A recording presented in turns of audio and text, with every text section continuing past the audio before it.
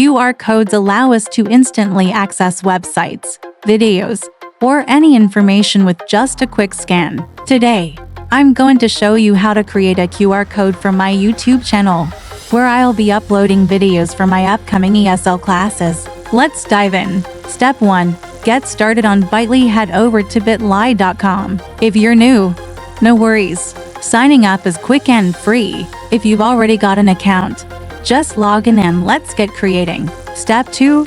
Shorten your link. Copy the URL of the website or video you want to share. Paste it into Bitly's shorten your link box and hit the shorten button. Boom, now you've got a clean, concise link. Step 3. Create your QR code. Here's where the magic happens. Click on the shorten link you just made, and you'll see an option to generate a QR code. Click on it, and watch your custom QR code appear. Step 4. Download and share. Hit the download button to save your QR code. You're ready to print it, share it online, or even add it to your class materials.